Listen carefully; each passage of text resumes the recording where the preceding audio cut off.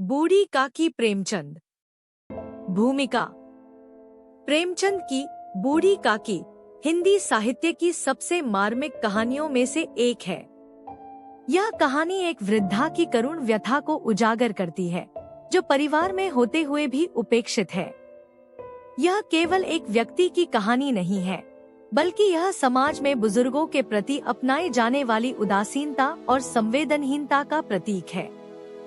प्रेमचंद अपनी सहज भाषा और यथार्थवादी शैली से पाठकों को इस कदर भावुक कर देते हैं कि कहानी पढ़ते पढ़ते आंखें नम हो जाती हैं।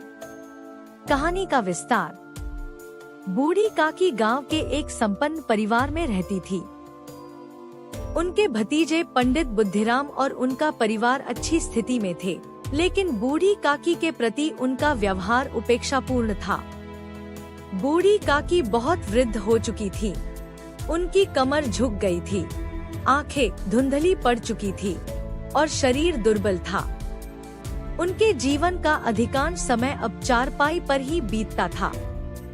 बूढ़ी काकी के पास पहले कुछ जमीन जायदाद थी, लेकिन उन्होंने यह सोचकर कि उनके भतीजे उनकी देखभाल करेंगे, सब कुछ बुद्धिराम को लिख दिया। लेकिन यह उनका सबसे बड़ा भ्रम था। जैसे ही उनकी संपत्ति परिवार के नाम हो गई, वैसे ही उनका महत्व समाप्त हो गया। अब वे घर के एक कोने में पड़ी रहती थी और उनके खाने पीने तक की चिंता कोई नहीं करता था। बूढ़ी काकी के लिए जीवन का सबसे बड़ा कष्ट था भूख। उम्र के इस पड़ाव पर जब इंसान की आवश्यकताएं सीमित हो जाती हैं, तब भी पेट की आग बनी रहती है। परंतु घर के लोग उनकी इस छोटी सी जरूरत को भी नजरअंदाज कर देते थे।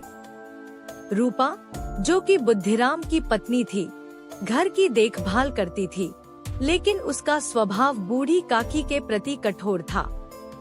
वह उन्हें समय पर खाना नहीं देती थी और कई बार बचा खुचा या बासी खाना परोस देती थी।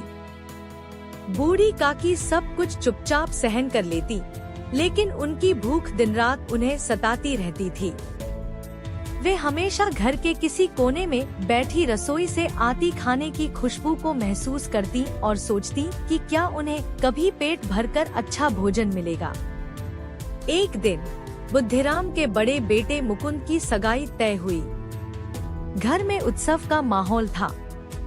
रिश्तेदार, पड़ोसी और गांव के प्रतिष्ठित लोग आने वाले थे। घर को सजाया गया, तरह तरह के पकवान बनाए गए। रसोई से घी, पूरियों, हलवे और कचौड़ियों की खुशबू चारों ओर फैल रही थी। बूढ़ी काकी अपने कोने में बैठी यह सब देख रही थी। उनके मन में एक ही विचार आया, क्या मुझे भी यह स्वादिष्ट भोजन मिलेगा? लेकिन यह सोचते ही उन्हें अपनी स्थिति याद आ गई और उनका मन बुझ गया। रात हुई, सभी लोग भोजन में व्यस्त थे। घर के सदस्य मेहमानों की आवभगत कर रहे थे, बच्चे हंसी खुशी खेल रहे थे और बड़े लोग आपस में बातचीत कर रहे थे। बूढ़ी काकी चुपचाप अपने बिस्तर पर बैठी थी, लेकिन जैसे जैसे भोजन की सुगंध उनके नथुनों में भरती गई, वैसे वैसे उनकी भूख और बढ़ती गई। उनका मन व्याकुल हो गया। अचानक उनसे रहा नहीं गया। वे धीरे धीरे बिस्तर से उठी। उनकी कमजोर टांगें कांप रही थी, लेकिन उनके भीतर का भूखा प्राणी उन्हें आगे बढ़ने के लिए प्रेरित कर रहा था। वे किसी तरह अपने कांपते हाथों से दीवार पकड़कर रसोई घर की ओर बढ़ी। रसोई घर में बड़ी बड़ी थालियां सजी थी। पूरियां, कचौड़ियां, हलवा और अन्य स्वादिष्ट व्यंजन रखे थे। बूढ़ी काकी की आंखें चमक उठी। उनका मन बच्चे की तरह लालायित हो गया। वे धीरे धीरे एक थाली की ओर बढ़ी और कांपते हाथों से एक पूरी उठाने ही वाली थी कि तभी रूपा ने बूढ़ी काकी को देख लिया। वह गुस्से में लाल हो गई और चिल्लाई, अरे, यह क्या कर रही हैं? इतनी रात को चुपके से खाने आई हैं? शर्म नहीं आती? बूढ़ी काकी डर गई। उनका कमजोर शरीर कांपने लगा। परिवार के अन्य सदस्य भी इकट्ठा हो गए। सबने उन्हें घेर लिया और डांटना शुरू कर दिया। बुद्धिराम बोले, काकी, इस उम्र में यह क्या हरकत कर रही हो? रूपा ने ताने मारे, दिन भर कुछ ना कुछ तो मिलता ही है, फिर भी चोरी करने आ गई। अब हमें लोगों के सामने शर्मिंदा करोगी? बूढ़ी काकी कुछ नहीं कह पाई। उनके चेहरे पर लज्जा, भूख और बेबसी के आंसू बह रहे थे। उन्होंने कोई सफाई नहीं दी, क्योंकि उन्हें पता था कि कोई उनकी बात नहीं सुनेगा।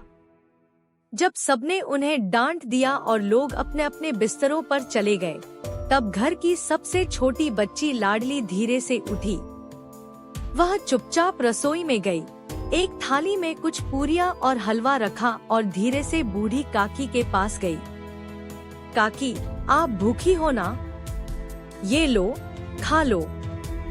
बूढ़ी काकी की आंखों में आंसू आ गए। वह रो पड़ी, लेकिन इस बार ये आंसू अपमान के नहीं, बल्कि प्यार के थे। उन्होंने कांपते हाथों से पूरियां उठाईं और खाने लगी। लाडली उन्हें देख रही थी और मुस्कुरा रही थी। उस रात बूढ़ी काकी को पहली बार यह एहसास हुआ कि उनके अपने ही घर में कोई तो था जिसे उनकी परवाह थी। कहानी की सीख: एक बुजुर्गों का सम्मान करें। वे परिवार के वरिष्ठ सदस्य होते हैं और उन्हें प्यार और सम्मान देना हमारा कर्तव्य है। 2. संवेदनशील बने। बूढ़े लोग बच्चों की तरह होते हैं, उन्हें दया और ममता की जरूरत होती है। 3. भूख केवल शरीर की नहीं, आत्मा की भी होती है। बूढ़ी काकी को केवल भोजन की नहीं, बल्कि प्रेम और सम्मान की भी भूख थी। 4. छोटे बच्चे बड़े सबक सिखा सकते हैं। लाडली ने दिखाया कि सच्ची मानवता क्या होती है।